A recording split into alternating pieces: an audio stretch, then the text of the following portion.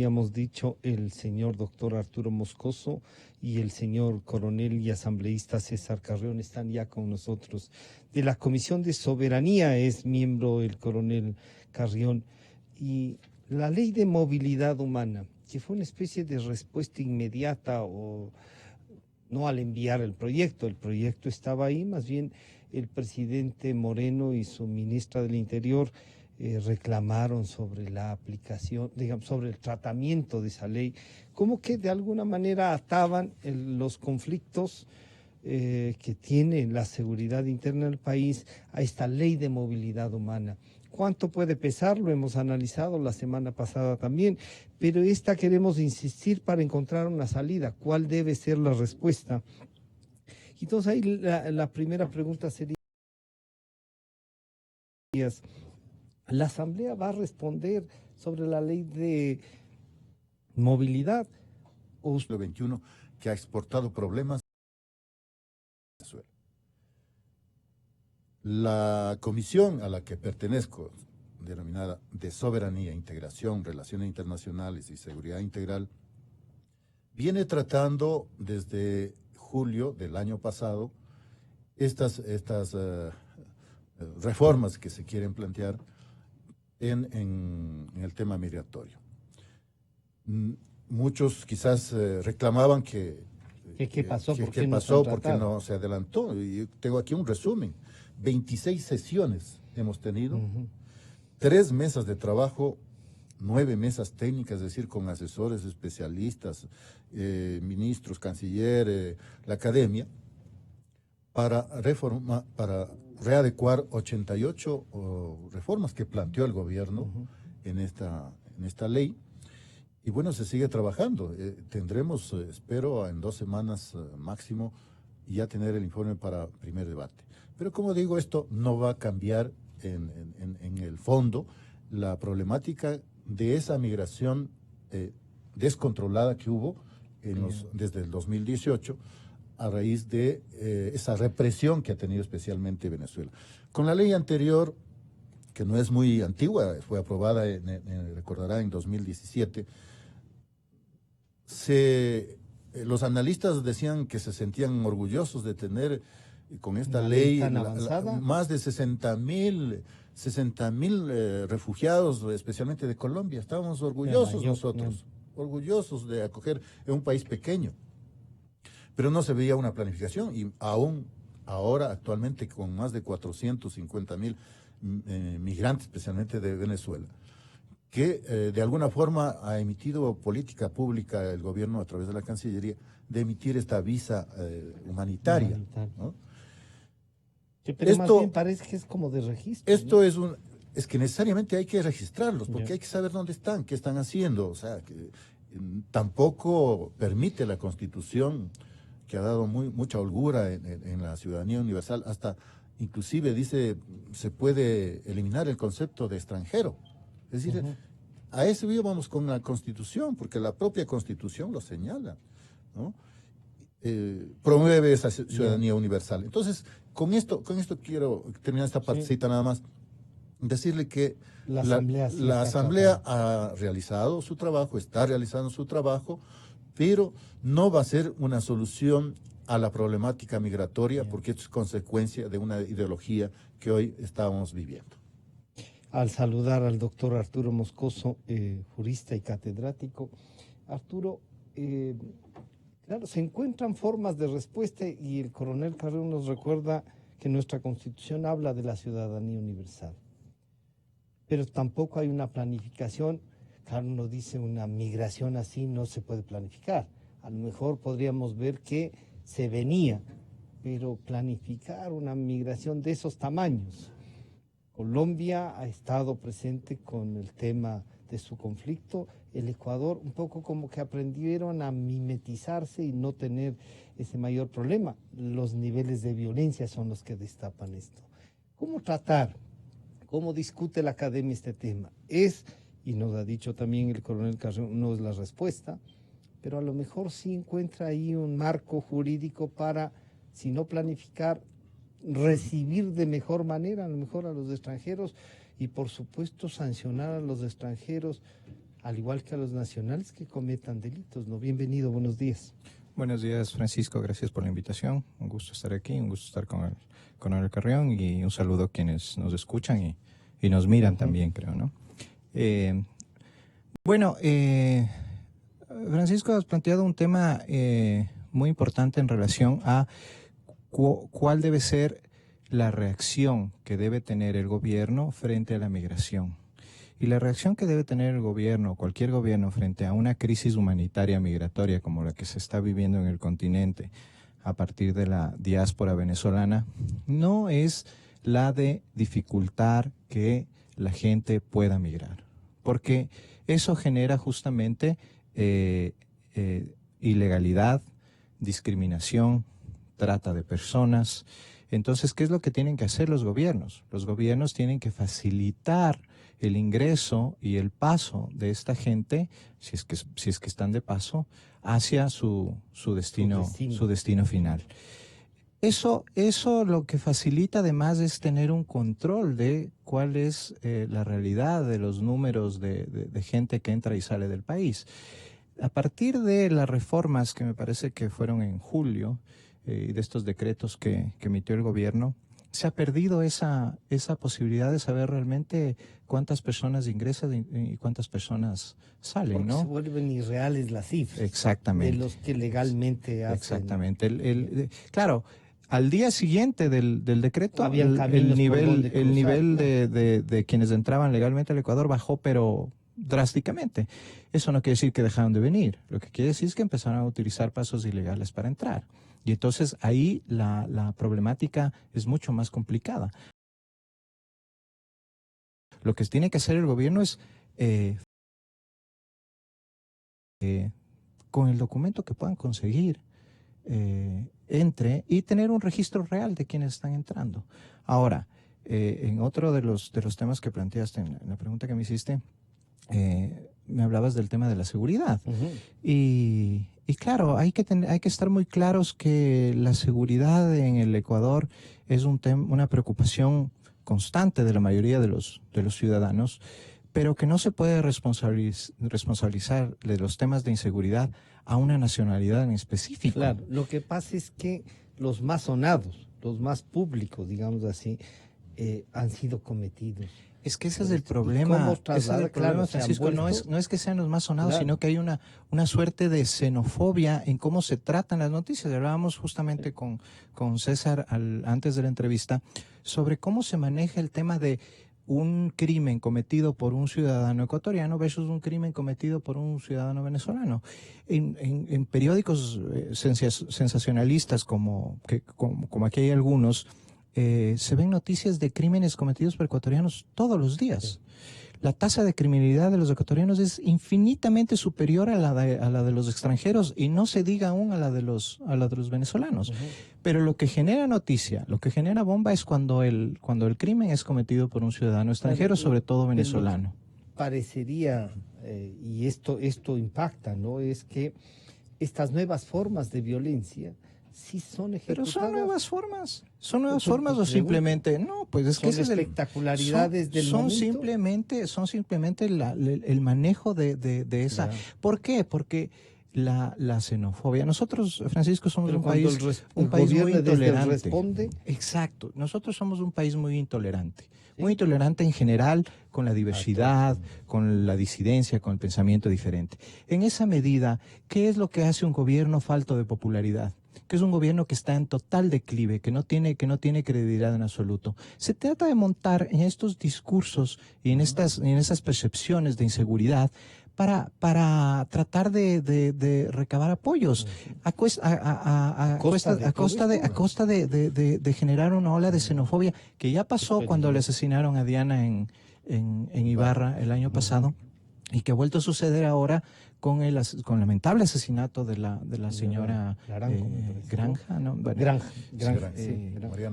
Mariana Granja, que ha sido lamentable, y que le mando mi solidaridad a su familia, pero no se puede responsabilizar a una nacionalidad de la criminalidad en el Ecuador. Sí, vivimos en un país muy inseguro, que además, más que inseguro, hay una altísima percepción de inseguridad. una altísima percepción de inseguridad.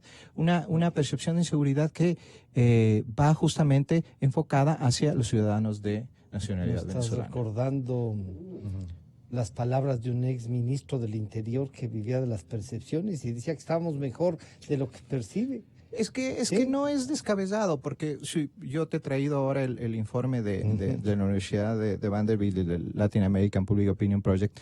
Tú puedes ver ahí, cuando se trata de los temas de seguridad, la gente...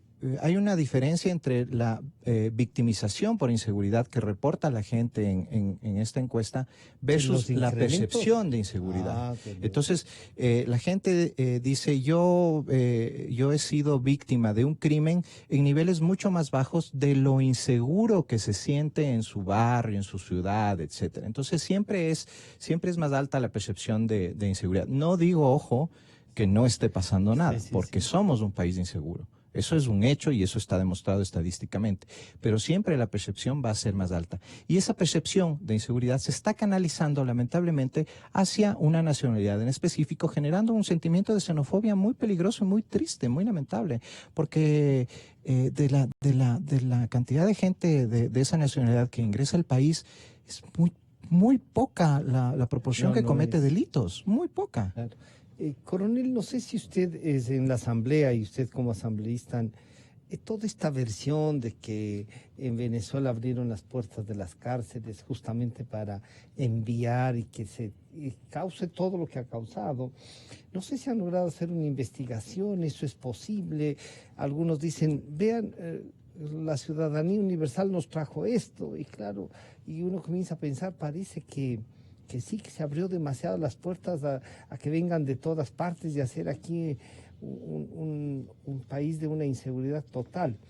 Con su experiencia y más ahora con este encargo de la legislatura, ¿cómo tratar esta ley que sea justa, que no vaya a generarnos xenofobia, pero que al mismo tiempo nos garantice también esta solidaridad que los ecuatorianos la tenemos, ¿no?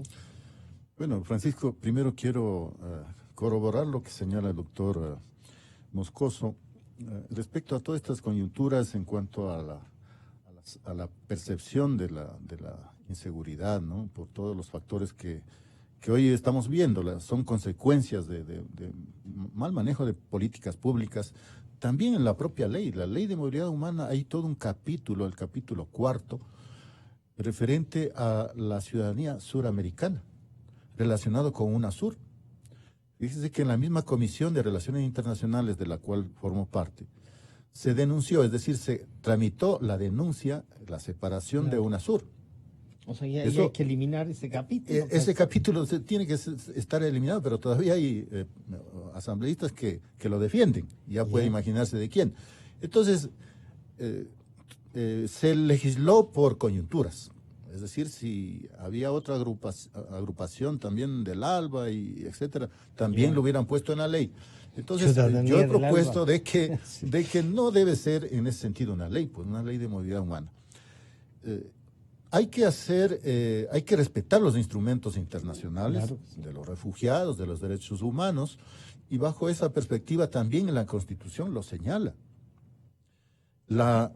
Lamentablemente esta forma de colocarlo como ciudadanía universal en la Constitución dio como apertura a muchos ciudadanos de Europa, de África, de Asia, de países árabes, de que vinieran con facilidad, ¿no? Y entre ellos también terroristas. Es decir, empezó un descontrol, después se dieron cuenta, ya pusieron, obviamente con políticas públicas, visas para que puedan ingresar, con un poco más de control, saber de dónde vienen, qué vienen, para qué vienen. Sin trabas, pero que sí cumplan requerimientos obviamente, del país. Pero también la Constitución no permite la expulsión de grupos masivos o grupos colectivos. En este caso de los venezolanos es ilegal hacer una deportación masiva. Está en la Constitución, ¿no? Excepto de que cometan delitos. Por supuesto, pero esa era la forma como el gobierno lo planteó y era la que tenía que solucionar con las reformas. No hay tal. Eso no va a cambiar. Pero si la ley dice que si alguien comete un delito en el Ecuador sea devuelto al país de origen. Claro, los tratados dicen al país al último país de donde ingresó al país. Primero tiene que haber un debido proceso. Tiene que haber un debido proceso, un ciudadano, sea nacional o extranjero. Así lo dice en el articulado creo que es el artículo 15 del COIP. Sea ecuatoriano o extranjero, tiene que ser procesado aquí en el territorio ecuatoriano porque ha cometido aquí la infracción. Es decir, perdón que le interrumpa, César, pero además esto es parte de la seguridad jurídica no solo para los ciudadanos extranjeros, sino también para las víctimas de estos delitos. Exactamente. Porque ¿qué seguridad tiene que un delincuente que haya cometido un delito vaya a cumplir su condena habiendo sido deportado?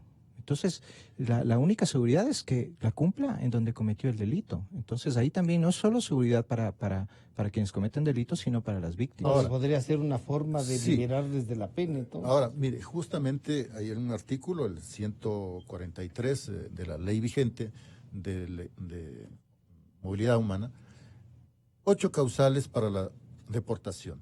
Pero tiene también, siendo una resolución administrativa, tiene un proceso administrativo con impugnaciones, con recursos, con audiencias, con notificaciones que tienen que ser cumplidas. No es cuestión de tomar a cualquier otro ciudadano extranjero de cualquier nacionalidad y retornarlo inmediatamente. Lo único que se va a reformar en este artículo precisamente es buscar un centro de acogida, entre comillas, para tenerlo a buen recaudo, porque si le notifica y después desaparece, ¿cómo lo vuelve a ubicar a esa persona extranjera que ha cometido una de las causales de la deportación? Públicamente una multa por no tener los documentos. Pero bueno, esto es una forma tan singular. Pero realmente no se puede deportar de forma masiva pidiendo documentos, porque primero vienen en condición de refugiados y como tal tiene protección de acuerdo a los instrumentos internacionales que existen de los derechos también universales y que hay que respetarlos, no porque no se quiera deportarlos, sino que hay que cumplir los acuerdos internacionales, hay que cumplir la Constitución.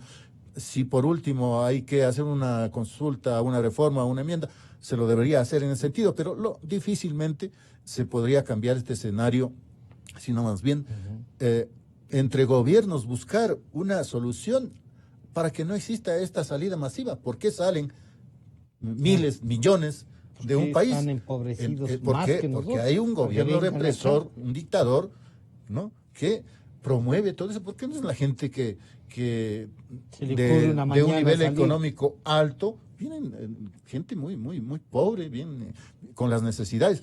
Imagínense si el Ecuador no tiene empleo, los ecuatorianos no tienen empleo, y recibir casi como 400,000 para darle salud, empleo, vivienda.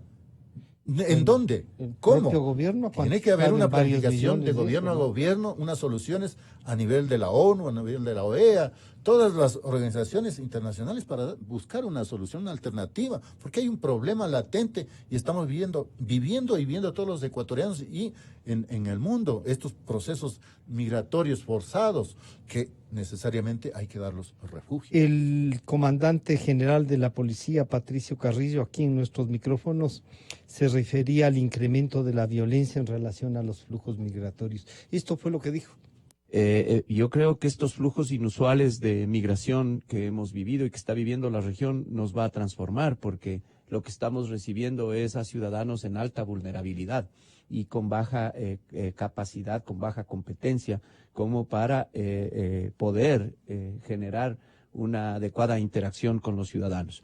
Pero quiero decir es que la metodología que tiene la policía para llevar la información, especialmente de violencia, es una metodología muy cuidada, es una metodología interagencial, es una metodología transparente que en cualquier momento lo podemos revisar.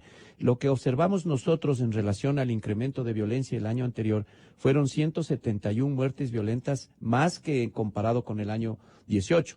Pero varios cambios bruscos que creemos son los que nos están afectando. El primero, que la mayor cantidad de personas que incrementó la muerte violenta es gente que ya había tenido experiencias penales anteriormente. El segundo cambio brusco que observamos nosotros es justamente el incremento de muertes violentas asociados a personas de esta nacionalidad. No habíamos tenido en el año 2016, en el año 2017 y en el año 2018 era marginal. La participación, tanto como víctima o como victimario de extranjeros, era del 2% en relación al universo total de personas que perdían la vida por este tipo. Y este año, en el 2019, incrementó al 6%. Entonces, ese es también un factor fuerte.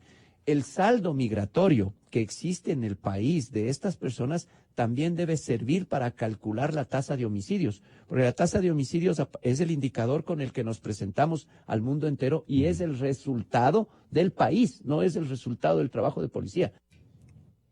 Arturo, bueno, el comandante general de la policía nos está diciendo que sí ha habido un incremento de una forma de delitos con violencia y que del 2 pasaron al 6 con ciudadanos extranjeros.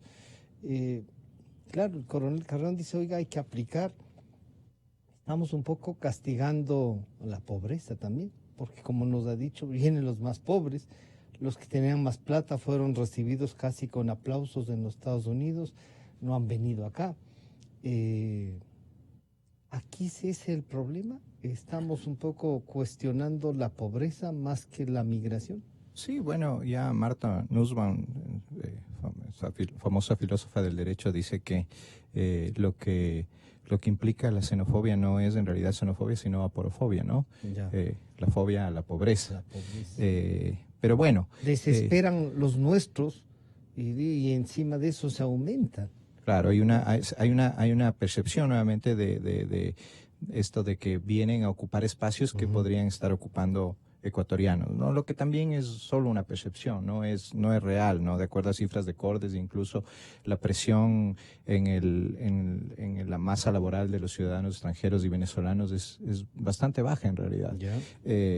Pero bueno, ya en relación a la criminalidad, claro, evidentemente si es que nosotros tenemos un flujo migratorio que ha ido aumentando año tras año en relación a la diáspora venezolana, casi, evidentemente, ¿no? Va a aumentar también el índice de criminalidad, porque migran ciudadanos buenos y también migrarán ciudadanos malos, pero eso no implica que podamos atribuir a una nacionalidad específica todas estas tasas de criminalidad. El 6% sigue siendo marginal, claro, Francisco. Entonces no podemos nosotros, son conceptos muy peligrosos. Además, el general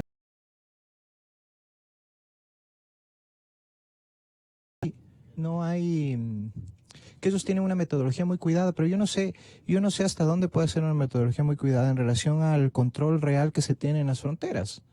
Ahora, con todos los requisitos adicionales que tienen los ciudadanos venezolanos para ingresar, que es de lo que hablaba al principio, muchos están ingresando por pasos ilegales. ¿Cómo se puede sacar una proporcionalidad en relación a los ciudadanos venezolanos que entran versus de la tasa de criminalidad si ni siquiera se sabe cuántos venezolanos han entrado o salido del país? Entonces, también hay que cuidar eso, ¿no? ¿Realmente la policía tendrá cifras correctas en relación a lo que correctas a lo que es legalmente transitable? Claro, o sea, a la proporción de realmente de ciudadanos venezolanos que están en el país, yo dudo muchísimo. Entonces, hay que ser muy cuidadosos con eso. Muchos venezolanos ahora, luego justamente del crimen de la señora Granja, empezaron un control migratorio y muchos venezolanos se escondieron para que no puedan ser sujeto de este control. ¿Por qué? Porque saben que puede ser también. Claro, evidentemente. Entonces, no hay, yo creo, una cifra real en relación a proporción Ese temor puede facilitar a otros que los vayan a usar más bien justo por esa ilegalidad para también atropellar sus derechos. Por supuesto, son sujetos de explotación laboral, de explotación sexual. Entonces, son temas muy complicados y como bien dijo el general de la policía, son sujetos en situación de vulnerabilidad. Usted ve en las calles a los ciudadanos venezolanos con sus niños chiquitos pidiendo caridad. Y realmente es tristísimo ver una situación así, ¿no? Entonces, no debe ser la política del gobierno montarse en este, a ver si consigue algunos votitos para las próximas elecciones, y en general de la clase política, montarse en el caballo de la xenofobia para conseguir votos. ¿Y porque si la ley, pero tú ahí diríamos, entonces la ley no era necesaria reformarla, o sí? ¿O son dos cosas distintas? Es que la ley puede ser necesaria una reforma, pero habrá que ver si esta reforma, como decía César, si esta reforma no es violatoria no solo de la Constitución, sino de tratados de derechos humanos que están sobre nuestra Constitución. Entonces, más allá de incluso de si se pudiera realizar una reforma a la Constitución en relación a la movilidad humana, habrá que esa reforma habrá que adecuarla a los tratados internacionales de derechos humanos, que justamente lo que pretenden es proteger a las poblaciones que tienen que emigrar, ¿no? Obligadas por crisis humanitarias como la que está sucediendo en Venezuela. Y nuevamente rescatando lo que decía el coronel Carrión. No, cuando habla del tema de que esto tiene que ser una acción global o conjunta de todos los países latinoamericanos en relación a la crisis venezolana. Porque no, ¿cómo evitamos que los venezolanos sigan huyendo de su país? Planteando medidas que sean efectivas en Venezuela para que no tengan la necesidad de salir. Entonces, esto a mí me parece, me da mucha pena, me parece muy peligroso, y me da realmente, María Paula Roma me ha decepcionado en varios aspectos, pero una decepción más en relación a su discurso siempre de protección de los derechos humanos, y ahora su vida en este discurso de control migratorio, que lo único que provoca es xenofobia en la población, ¿no? Señor coronel Carrión, algunos le podrían decir, oiga, pero ¿y no le duelen, así como le duelen los venezolanos, no le duelen los ecuatorianos?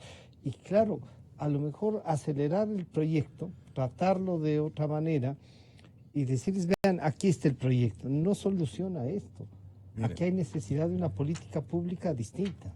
Mire, por coyunturas no se puede reformar ninguna ley. Pero sin embargo parece que ha sido costumbre en nuestro país, ¿no? Y yo les pongo un ejemplo.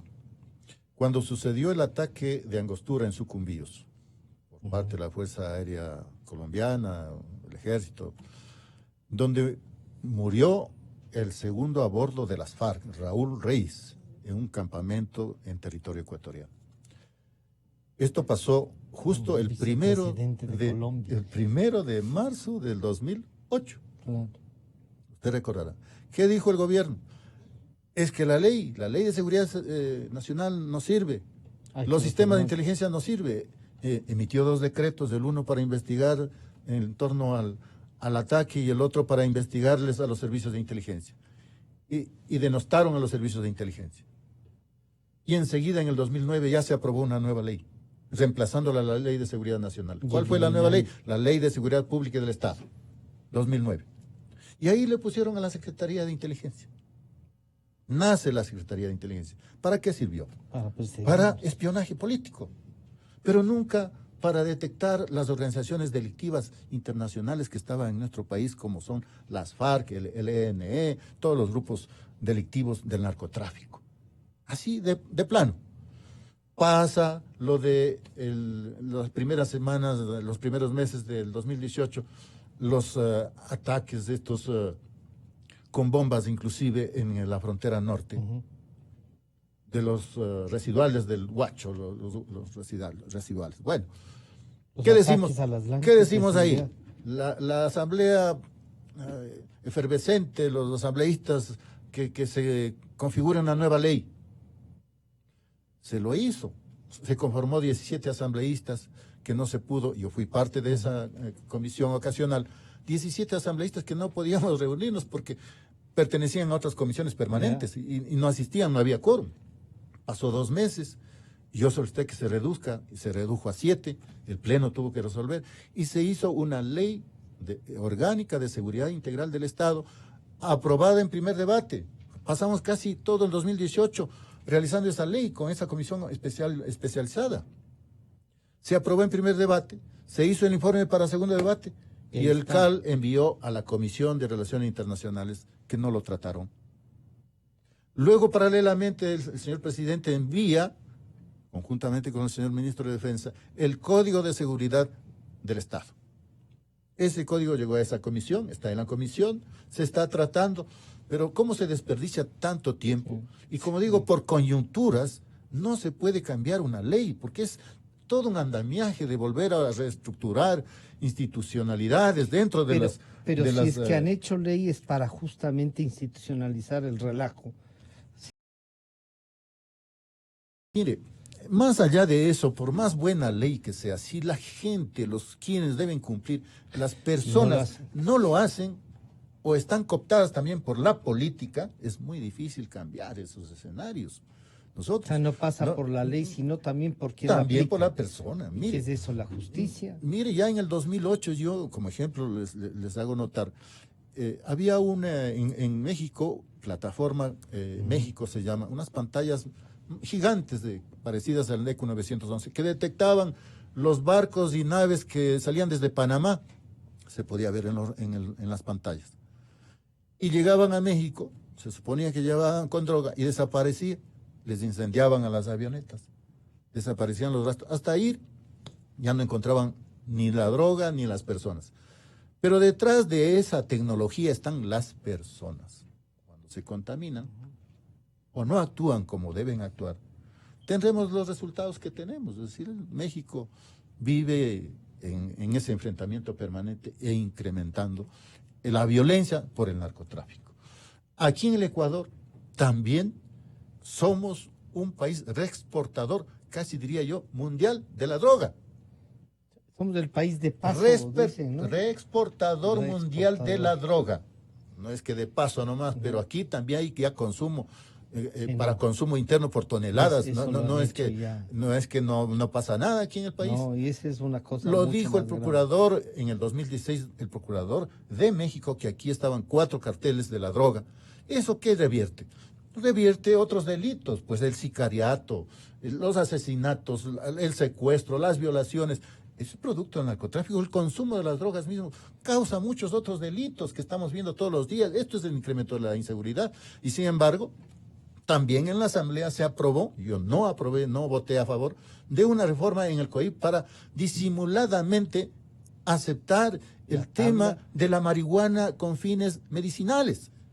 Es decir, autorizar aquí que se consuma, que se utilice todos los productos y puedan sembrar con fines medicinales. ¿La Asamblea aprobó una tabla de consumo? No. La Asamblea no ha aprobado ninguna tabla. Era el concept con el Ministerio de Salud en el 2013 hacen la primera tabla. Y ahí ponen la base, 10 gramos de marihuana. Ajá. Usted podía tener, llega la policía, no, tengo 10 gramos, pese, no pasa nada.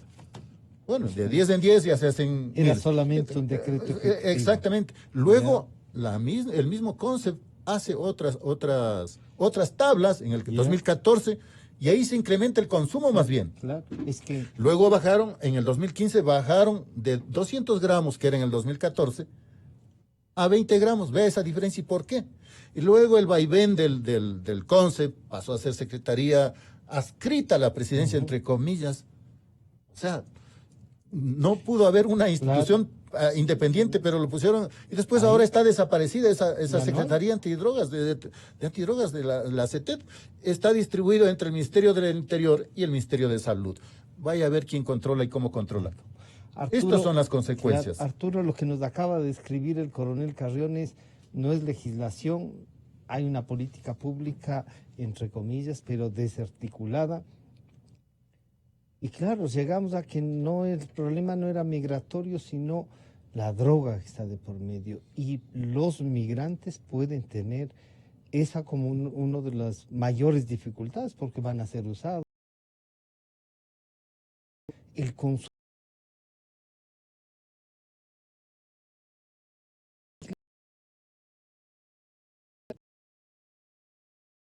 personal en algún lado se ha de tener que comprar. Y eso nunca dijeron. O sea, autorizaron una tabla de consumo de algo ilegal. Bueno, yo aquí creo que vamos a discrepar con César, porque yo creo que el mejor combate a las drogas que se puede hacer es la despenalización, ¿no? ¿Sí? Yo creo que sí, yo creo que Lo mismo que nos cuenta el coronel Carrión en relación al tráfico y al aumento de criminalidad en relativo a las drogas, nos demuestra que la guerra contra las drogas es una guerra perdida. Entonces, en esa medida yo creo que hay que cambiar el enfoque. Y cambiar el enfoque significa despenalizar y legalizar a fin de que legalizar su producción, venta, consumo, sí, todo el proceso. Sacarla sí, de la clandestinidad al consumo de la droga. Si solo con la tabla se ha incrementado tanto con esta despenalización. Si uno ve en los países en donde se ha despenalizado el consumo de la droga, el consumo generalmente no aumenta. No ha variado. No varía, y más bien a veces tiende a bajar. ¿Por qué? Porque hay políticas públicas que pueden ser mucho más transparentes y orientadas a los adictos a curarlos. Bueno, la adicción no se cura, pero por lo menos a que abandonen el consumo, y a otro tipo de políticas en relación a información, etcétera, etcétera. Pero sí, dada la situación como está ahora, evidentemente la situación de vulnerabilidad que tienen los migrantes en el Ecuador les hace proclives también a que sean utilizados como camellos de la droga. Puede resultar como el trabajo que... Exactamente, entonces eso también. Y otro tema que... Y la presencia que también, de los carteles y eso. Claro, a eso justo iba, porque lamentablemente, y en el informe que también que lo nombré antes, hemos hecho un análisis sobre el tema de la corrupción. Y el Ecuador, hay una tendencia desde que empezaron a hacerse estos estudios, de que en el Ecuador la corrupción está bastante normalizada. Es decir, nosotros, los ecuatorianos en general, somos muy tolerantes a la corrupción, y creemos mayoritariamente que no mayoritariamente, pero un buen porcentaje, creemos que cualquier relación que se tenga con el Estado puede ser causal o sea, puede solucionarse, cualquier nudo puede solucionarse con corrupción. Y que así pasa y es normal. Entonces, eso evidentemente... Todos han hecho. Claro. Y entonces, y cuando ahí está, si él hizo, pues yo también hago. Entonces, es como una enfermedad contagiosa, ¿no? Como el coronavirus de la corrupción. Y el problema es que esto se ve agravado con los dineros del narcotráfico. En un país dolarizado en donde hay muy poco control en relación al dinero que entra del narcotráfico, entonces, claro, la corrupción campea, y estos carteles pueden comprar policías, pueden comprar jueces, pueden comprar autoridades sin ningún problema, ¿no? Entonces, es muy, muy, muy preocupante. Permítame. Sí, por favor. Justamente es discutible el tema, ¿no? Yo no estoy muy cerrado en el tema de la despenalización, pero aquí no podemos comparar con la época de Al Capone, que muchos comparan con el licor nada más. O sea, hay que ver la sociedad que queremos tener, que todo el mundo consuma bien, y bueno, con sus efectos, ¿qué sucederá? ¿No? No podemos copiar a Canadá, ni a Uruguay, ni a Holanda. No, primero no estamos ahí, estamos en medio de dos países productores mundiales de la droga. Ese es un escenario geopolítico, diría yo, geográfico, que no podemos ser iguales a ningún otro país. Si es que despenalizamos en el mundo para que surte el efecto, porque caso contrario no sirve de nada que nosotros despenalicemos. Una base de reparto. Entonces se van por otro lado y harán otras cosas, ¿no? Pero aquí no ha dejado de ser consumidor, y los efectos del consumo son letales, son gravísimos. Violencia intrafamiliar. Es del mismo consumo del alcohol, que es droga. Esto no estamos tomándolo en cuenta. Estamos hablando de la marihuana, de la cocaína. El alcohol es una droga. El tabaco es una droga. Entonces, cuando enfoquemos de forma integral, vamos a entender mejor que hay que buscar soluciones, no por comparación simplemente, sino de ejemplos pragmáticos que podemos aplicar especialmente en nuestro país. Pero claro, lo que nos dice Arturo es, incluso se ha bajado el consumo.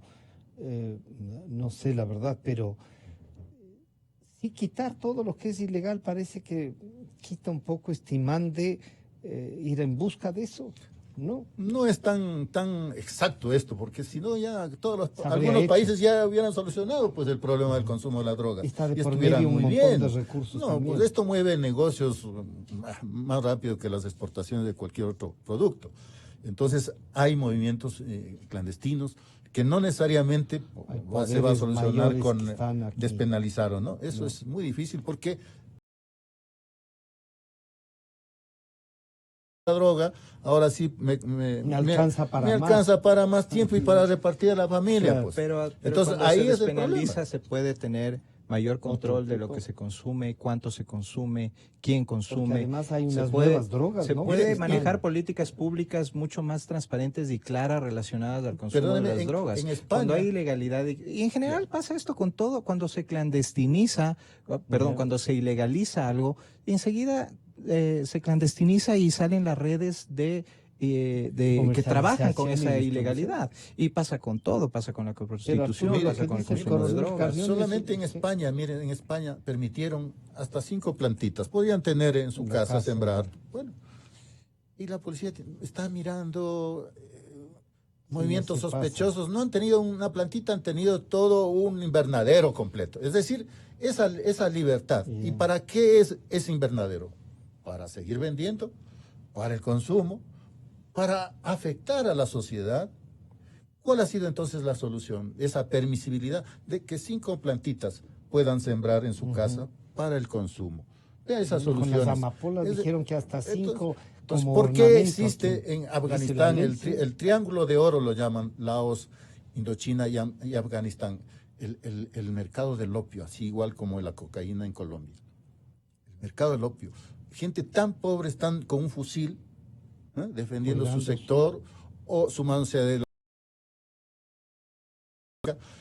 y están con sus armamentos, pero en una pobreza extrema. Sí, por supuesto, porque son cadenas tan poderosas, justamente por ejemplo en los Estados Unidos, que es el mayor consumidor, o Europa, no despenalizan. Porque la guerra contra las drogas es un gran negocio también, pues, Francisco. ¿También? Claro, es un gran negocio para quienes fabrican armas, es un gran negocio para en general todo el círculo que se mueve alrededor de el control del tráfico. Genera muchísimo dinero, no solo para las redes de narcotráfico, que son muy beneficiadas en relación a que se sube el costo del producto, sino en relación a todos quienes están involucrados con el control del narcotráfico. Con el control del narcotráfico, ¿no? Sobre todo las fábricas de armas, ¿no? Que también son un gran negocio a nivel mundial. Entonces, ¿no? Y claro, y el lobby de las armas en Estados Unidos es poderosísimo.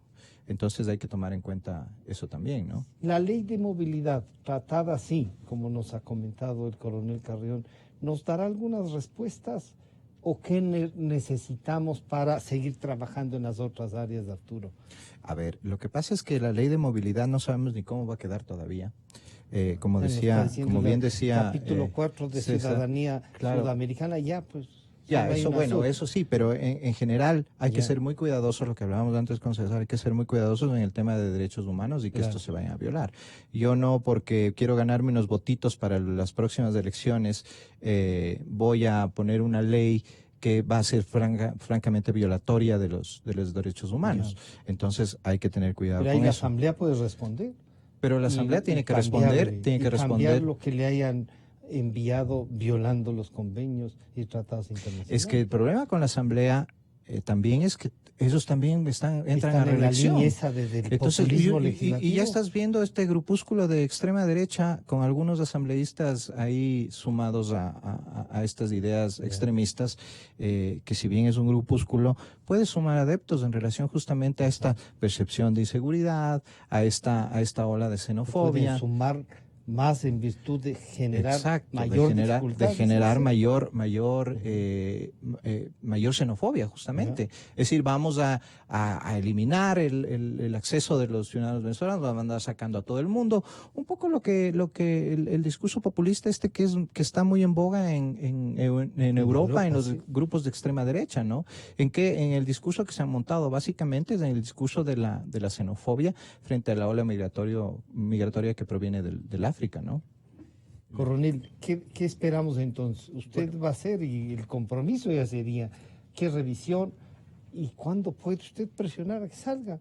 Porque a lo mejor dice, yo soy solo. Oiga, pero consiga más votos. Bueno, estamos ya con un plan de trabajo aprobado. Estimamos que ese informe para el primer debate estará en unas pocas sesiones ya más. Yeah. Y lo importante, como lo ha señalado Arturo también, hay que respetar la Constitución y los instrumentos internacionales, indudablemente, y los derechos que tiene todo ciudadano en el mundo también. Y construir, pues, una regulación que afine el orden interno también, que apoye ese orden que es necesario tener ese orden y respeto también, respeto y apoyo a aquellos migrantes ecuatorianos que inclusive retornan o están permaneciendo en otros países. Algunas regulaciones importantes que se están reformando en estos ámbitos. Es importante que sigamos debatiendo, ¿no? Hemos dejado los nudos críticos, los articulados más que causan polémicas o difíciles, para irlo debatiendo con profundidad. Otros son algunos términos que hay que reformarlos, que se pueden modificar, no hay ningún inconveniente, pero esta ley tiene que ser también garantista de derechos humanos del debido proceso en todo momento, que así debe ser, y no entrar en el campo de la inconstitucionalidad. Bien. Nosotros hemos sido claros en eso, y que tampoco se nos endose desde parte del Ejecutivo de que esta ley es necesaria para cambiar el escenario migratorio. Eso no es por ahí no es el camino. Arturo, contigo terminamos. Entonces, esto de relativizar también la aplicación de una ley, pero responder a la ciudadanía, no sé si a un clamor creado, dice, oigan, por Dios, si quieren respetar los derechos humanos de todos, comiencen con los nuestros, les pueden decir. Es que ese es el tema justamente, Francisco, y lo hablábamos también previo a la entrevista con César. No hay un manejo de la seguridad realmente eficiente. Y eso no pasa por la nacionalidad de quienes cometan crímenes. Tienen que manejarse desde el Estado en relación a cómo se está atendiendo, cómo se está atacando los diferentes focos de criminalidad. Entonces, claro, lo más fácil es montarse en el discurso de la xenofobia, porque eso me va a generar apoyo. Pero ese no es el camino, es un camino muy peligroso que nos deja abierta la puerta para extremismos. Entonces hay que tener mucho cuidado con eso. Yo espero que la Asamblea haga una real reflexión en relación a esta reforma, para que no ponga en peligro justamente a quienes ya están en peligro por la vulnerabilidad con la que llegan al país, ¿no? Entonces, finalmente, eso, ¿no? Hacer un llamado a todos al gobierno y a la Asamblea a tratar este problema seriamente, y no de esta forma tan irresponsable que genera este sentimiento xenófobo tan peligroso, ¿no? Yo quiero agradecer aquí al señor coronel César Carreón y al doctor Arturo Moscoso. Los dos han discutido el tema, si la ley de migratoria o de movilidad humana es o no necesaria.